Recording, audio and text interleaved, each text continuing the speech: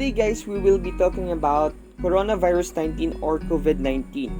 So, I got this data as of first week of June saying that the COVID-19 virus already infected 188 countries and territories. More than 6.98 million cases have been reported. And there are no vaccines and specific antiviral treatments that are produced. However, management includes the treatment of symptoms, supportive care, isolation, and experimental measures to contain the health crisis. So far, ito pa lang yung nagagawa natin kasi until now, we do not have the vaccine for COVID-19. So let's talk about the nature and history of COVID-19. The COVID-19 pandemic, otherwise called the coronavirus pandemic, is a progressing pandemic of coronavirus infection 2019 or the COVID-19, brought about by serious intense respiratory syndrome, coronavirus 2, SARS-CoV-2. Coronaviruses are a family of viruses that can cause illnesses such as the common cold, severe acute respiratory syndrome or yung SARS, and Middle East respiratory syndrome or the MERS. In 2019, a new coronavirus was identified as the cause of a disease outbreak that originated in China. So the episode was first recognized in Wuhan, China in December 2019. The World Health Organization pronounced the flare-up a public health emergency of international concern on 30th day of January and a pandemic on 11th day of March.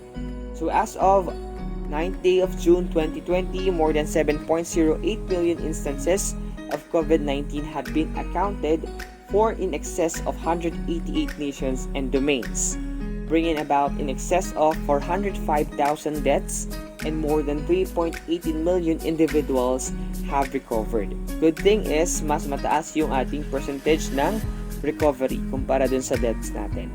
So the infection is essentially spread between people during close contact, regularly by means of little droplets delivered by coughing, sniffing, and talking. The droplets generally tumble to the ground or onto surfaces as opposed to going through air over long distances. And this explains kung bakit hindi airborne yung ating virus. Kasi malalaki yung particle ng ating COVID-19 virus or yung virion natin. And then, because of its size, naka-apekto yung size niya sa kanyang pinaka-mass. Kaya hindi nahihirapan siya mag-travel through air. It is generally infectious during the initial 3 days after the beginning of symptoms, even though spread is conceivable before side effects show up and from individuals who don't show symptoms. So suggested preventive include hand washing, covering one's mouth when coughing, maintaining distance from other people, wearing a face mask in public settings, and monitoring and self-isolation for suspected people of infection. Outside the human body, the infection is eradicated by household soap, which bursts its protective bubble. So, right now, I'm just going to show you an illustration on how a soap can help to eradicate COVID virus sa mga kamay natin. So, kung makikita natin dito, we have a representation of the virus, the COVID-19 virus, and it is inside of it makikita natin yung kanyang genetic material, the RNA in our case, and then the spike of the virus made up of protein, and of course yung pinaka lining ng ating virus na made up of fat or lipid membrane. Now, by washing your hands with soap, you are breaking down this virus. Sa panong paraan? Because the COVID-19 virus consists of RNA in a package of proteins and fat, and fats are very easily dissolved in soap. That's the reason why mabilis mag-burst yung ating COVID-19 virus kapag naka-encounter siya ng soap particle. So if we're going to visualize that, ganito yung mangyayari. So we have a micelle here. Si micelle is a soap particle. Kapag ka nabasa yung soap, ganito yung magiging itsura ng ating soap particle sa loob ng tubig. So ngayon, yung ating micelle meron siyang hydrophobic tail and hydrophilic head. Kaya itinatago ng ating micelle particle yung kanyang mga hydrophobic tail kasi nga water-fearing yung tails nila. Ang inilalabas lang nila is yung kanilang hydrophilic head or the water-loving part nila or portion para makasama sila dun sa water. And then, kapag na-encounter ni virus itong ating micelle particle, then magdi-disintegrate itong si micelle at yung kanyang mga particles ay sisingit dito sa ating lipid membrane, which will cause for the virus to burst. Yun yung dahilan kung bakit nasisira agad yung ating COVID-19 virus. Now, I have a link here kung gusto nyong panoodin as to how soap can really help to eradicate the COVID-19 virus in our hands. Now, let's talk about the signs and symptoms of COVID-19. Standard incubation period ranges from 1 to 14 days and is most ordinarily 5 days. Some infected individuals have no indications, known as asymptomatic or presymptomatic carriers. Now, on our right side, makikita natin dito yung typical symptoms of COVID-19, starting from fever, dry cough, and fatigue. Fever having the highest percentage of 87.9%, followed by dry cough which is around 68%. And then, sa lower part natin, makikita natin yung other manifestation or indication of COVID-19 virus. Sputum production, shortness of breath, myalgia or arthalia, sore throat, headache, chills, nausea or vomiting, nasal congestion, diarrhea, hemoptysis, and of course we have the conjunctival congestion. So, medyo malawak talaga yung range ng symptoms ng COVID-19, but the most common symptoms are fever, dry cough, and fatigue. Side effects of COVID-19 can be generally vague. The two most normal manifestations, as I have shown to you guys, are fever and dry cough.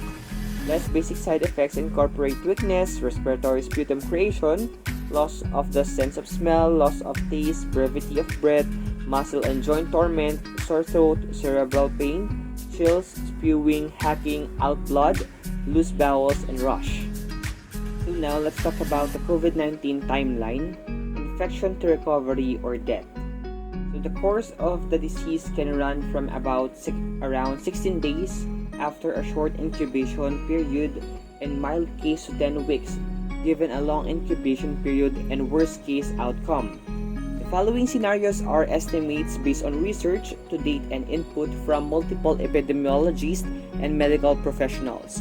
So once na ma-detect na meron kang symptoms of COVID-19, makikita natin dito sa timeline natin, you have to undergo a quarantine of 2 weeks. So upon infection, coronavirus incubates to 2 to 14 days, averaging of 5 to 6 days. Ngayon, kapag na lumala pa or naging mild yung symptoms natin, we have to add another 2 weeks from that. So we have a total of 4 weeks. If your symptoms tend to last longer in more severe cases, so severe with recovery is up to we have to add another 3 to 6 weeks, so that will be up to 8 weeks already. And kapag naman naging deadly yung ating case, we have to add 2 to 8 weeks, so a total of 10 weeks or 2 months. Ano po? So a person can be infectious before symptoms start until symptoms are gone, with a peak about 5 days after symptoms onset, but this time frame is not well understood, and some people with COVID-19 have no symptoms yet can infect others. So let's talk about the virology of this virus. Coronaviruses are enveloped positive-sense single-stranded RNA viruses. Size is 80 to 220 nanometers in diameter. So medyo malaki nga yung size ng ating coronavirus compare sa other type of viruses natin. The envelope bears crown-like 20 nanometers in length spikes that resemble corona of the sun under electron microscopy, hence given its name coronavirus. So another link was given to you guys if you want to know what type of mask ba ang pinaka-effective. So, may makikita kayo dyang mga iba't ibang uri ng mask. Pag clinic nyo itong link na ito, then diretso kayo sa YouTube, makikita nyo dyan kung ano ba yung most effective and least effective na type of mask. So the virus can cause disease both in animal and human. It carries the largest genome among the currently known RNA viruses. Early cases of COVID-19 linked the virus was transmitted from animals to human. Ito yung sinasabi ko sa inyo before na zoonotic. SARS-CoV was first detected in Guangdong province of China in November 2002 and subsequently spread to 30 countries. It is more severe than other coronavirus infection. So mas severe yung ating SARS kumpara sa kay COVID-19. Whole genome sequencing of SARS-CoV-2 reveals that it is a novel beta coronavirus distinct from SARS-CoV. The nucleotide sequence of SARS-CoV-2 showed 79.0% and 51.8% identity with SARS-CoV and MERS-CoV, respectively, and it is closely related to bat origin SARS-like coronavirus with 87.6% to 89% identity. The virus was initially called 2019 novel coronavirus or 2019 nCoV upon its emergence until the Coronavirus Study Group of International Committee on Taxonomy of Viruses named the virus Severe Acute Respiratory Syndrome Coronavirus 2 or the SARS-CoV-2 based on the phylogenetic analysis on February 11, 2020. On the same day, the WHO named the disease caused by the novel coronavirus disease 2019 COVID-19 in an alignment with WHO best practices for naming of new human infectious disease. So, about its pathology. So, few data are available about microscopic lesions and the pathophysiology of COVID-19. The main pathological findings at autopsy are macroscopy, so we have pleurisy, we have pericarditis, lung consolidation, and pulmonary edema. Pag sinabi natin pleurisy, ito yung talagang evident dito yung pananakit ng dibdib. Pag pericarditis naman, medyo sa part ng heart natin yung inflammation. Pag lung consolidation, ito yung nagtutubig yung baga natin or nagkakaroon tayo ng tubig sa baga na tinatawag.